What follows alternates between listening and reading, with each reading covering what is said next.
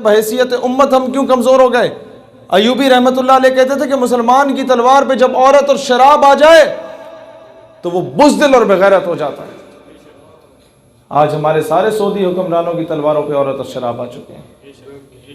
Islamic military alliance بنا تھا، کیوں بنا تھا؟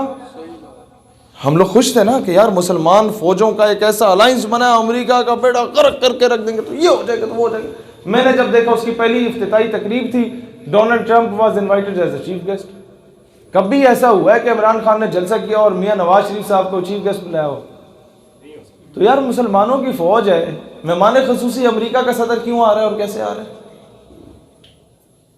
سوال پیدا ہوتا ہے نا، تو یہ سوال کرو۔ ہم کرنے والے نہیں ہیں سوال، سچ پوچھو بولے بھائی جان ہمارے ٹیکسوں پہ کدھر؟ یہ اتنے عیاشیوں کے لیے ہم نے ٹیکس دیتے ہیں ہم لوگ؟ نہیں، ہم لوگ ہر دوسرے دن میرا جوان بیچارہ ایل او سی پہ شہید ہو رہا ہوتا ہے، ہر دوسرے دن میرا بیچارہ اس طرف بھی میرا بندہ شہید ہوتا ہے۔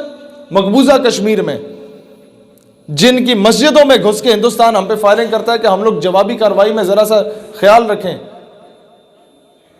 تو جناب آپ بھی گائے بھینسوں کو بارڈر پہ باندھنا شروع کر دینا۔ انہیں بھی ہوگا جی ہماری یہ گائے ماتا ہے، تھوڑی سی ہم خیال کریں۔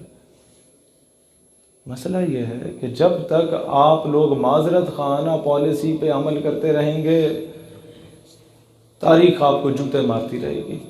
کبھی ایسا ہوا ہے؟ آپ تو پھر خوش نصیب لوگ ہیں، یہاں وہ نوابوں وڈیروں والا نظام نہیں ہے۔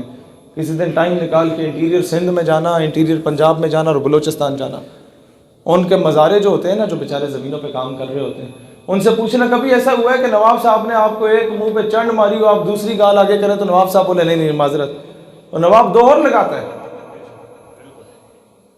یہ انسان کی فطرت ہے۔ لیکن اگر نواب آپ کو چنڈ مار دے اور آپ آگے سے تھوک بھی دے نا، تو نواب آپ کو قتل ضرور کرے گا، لیکن کسی اور کو چنڈ مارنے سے پہلے سوچے گا۔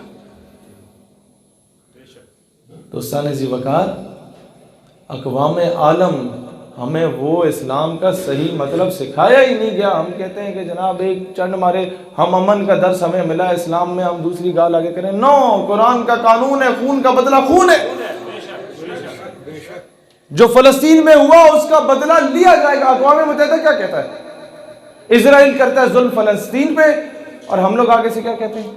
جناب وہ ظلم تو ہوا ہے، لیکن اقوام متحدہ نے بڑا کام کیا۔ ہاں جی کیا کام کیا؟ سیز فائر کر دیا۔ سیز فائر کیا؟ جنگ بندی کر دی، تو جو مظلوموں پہ ظلم ہو رہا تھا وہ رک گیا۔ نہیں، جو ظلم ہو چکا اس کا ازالہ کون بھگتے گا؟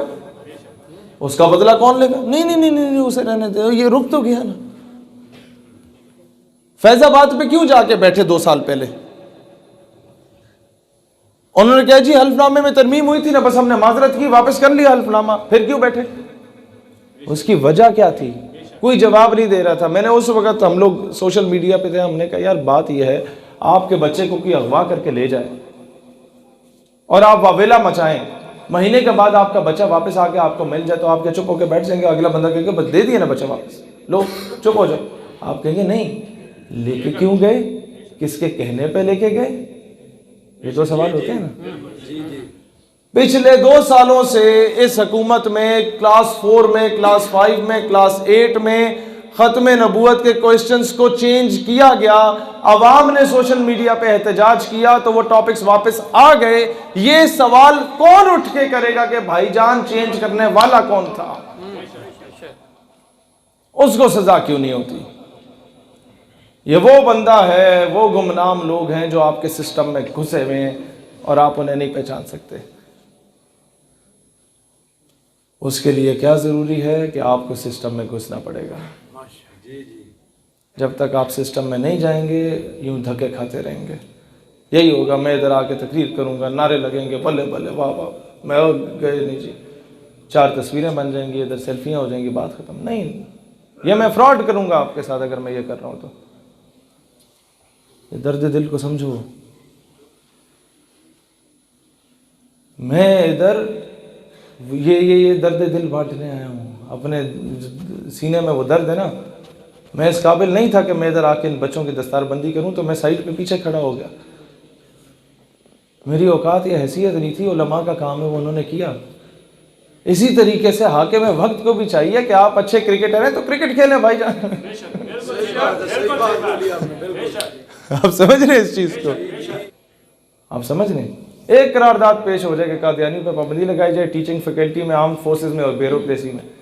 دوسری قرارداد وہ شراب نوشی اور یہ زنا وغیرہ کی پیش ہو جائے کہ کوئی بھی افسر اس میں ملوث پایا گیا یا سیاستدان پایا گیا تو اسے بے شک آپ سنسار کرو نہ کرو، اسے اس کے عہدے سے برطرف کر دو. وہ عہدے سے برطرف کرنا ہی اس کی موت ہے جب میڈیا پہ بریکنگ نیوز چلے گی.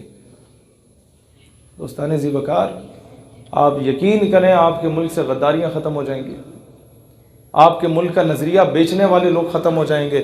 ہم کیوں بزدل اور بغیرت ہیں؟ میں اس لیے آ کے یہاں پر مذہب کو چھیڑتا ہی نہیں ہوں کہ مجھے جس چیز کا پتہ ہے میں نے وہ آ کے آپ کو بتانا ہے. اب لوگ کہیں کہ مسجد میں آ کے سیاست شروع کر دی ہے، تو بھائی جان نہیں، مسجد نبوی میں ریاست کے فیصلے ہوا کرتے تھے. صرف ایک بات کہنا چاہتا ہوں کہ آج کے بعد جو مطالبہ نہ کریں ان سے، یہ آپ کے نوکر ہیں.